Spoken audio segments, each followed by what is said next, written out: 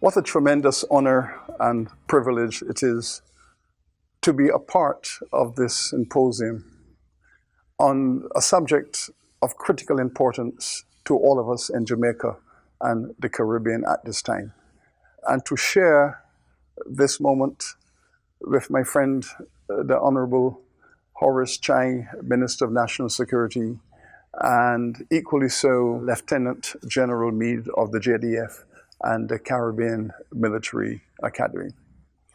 This is a significant moment in the nation's evolution. Let us step back a little while and speak to the Jamaica that came into being in 1962, a very proud and iconic movement and moment in the evolution of the Caribbean. Jamaica is erupting from 307 years of British imperial domination. But in those 307 years, the majority of Jamaican citizens were trapped in the circumstance of slavery and colonization. Jamaicans, therefore, are putting this history behind them and paving the way for a new dispensation. And in so doing, leading the rest of the Caribbean along this trajectory. Jamaica in 1962, therefore, had a very distinguished and extraordinary history. It was a history characterized by three fundamental pillars: a deep humanist struggle for freedom and justice, moving against the pandemic of massive poverty. Indeed, in 1962, 60% of the adults who were the nation builders and citizens of Jamaica were classified as functionally illiterate and dwellers in slums. So, in effect, the philosophy of nation building, the commitment to civil, social order and justice is coming from the majority community. At the same time, there is also intellectual maturity and dynamism, this artistic genius which is seeking its way to define the nation alongside this commitment to justice, this intellectual fervor and artistic brilliance. These are the pillars of the Jamaica that was created in 1962. At the center of that creation was a profound sense that security was critical for the sustainability of the nation. Indeed, that security was necessary to protect the sovereignty of the nation. And the nation was a construct dedicated to the building of a just society for everyone. But that was in phase one of nation building. 50 years of nation building in this first phase. What we are entering now at this moment is phase two of Jamaica's nation building.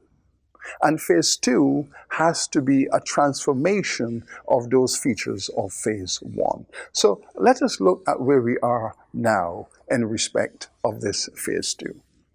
First of all, there was some headwind. There wasn't enough support for the phase one nation building project. Indeed, when Sir Alexander Bustamante traveled to Britain in 1962 to discuss a golden handshake for Jamaica, after 300 years of the extraction of wealth from Jamaica by Britain, Sir Alexander went to discuss the golden handshake. And he was denied that golden handshake and knew, therefore, that Jamaica was going into nation building on its own without that support from the former colonial exploiter.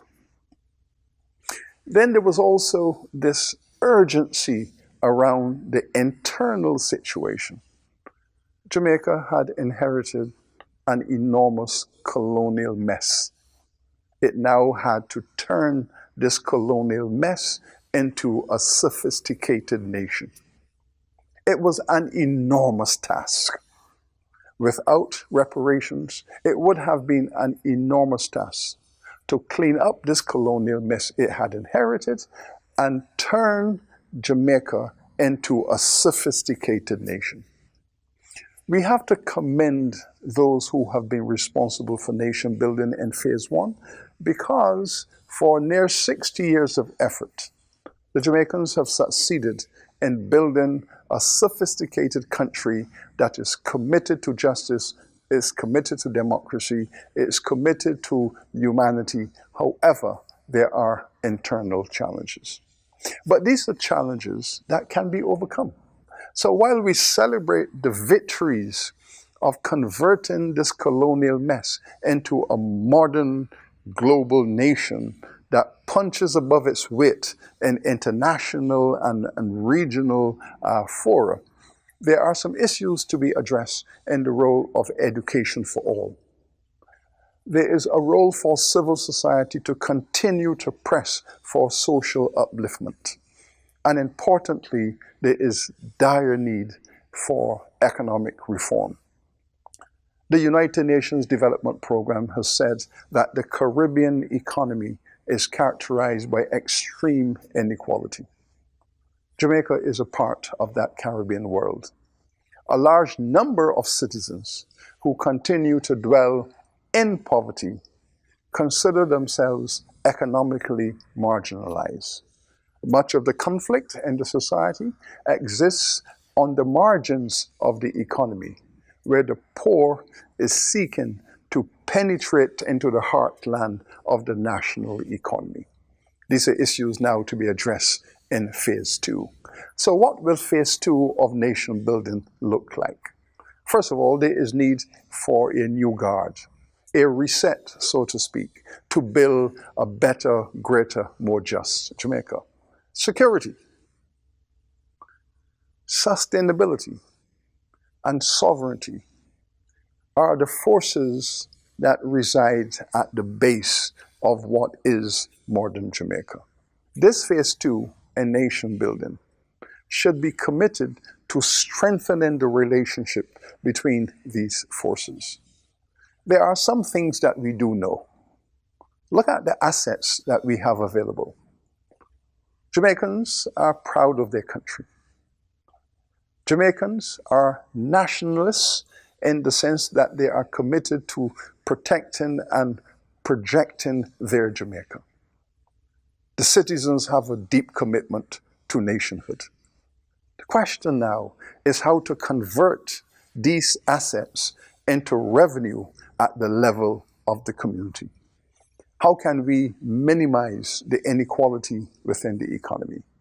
How can we liberate the energy that exists and the creativity that exists at the heart of Jamaican identity and convert this into economic development for all? This, I would like to imagine, is the role of the symposium.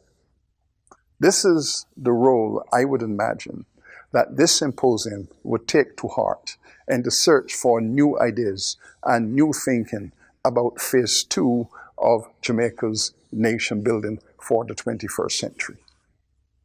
The intellectual capacity is here within this symposium. I urge you all, therefore, to get your heads down and go to work. Thank you, and have a wonderful engagement.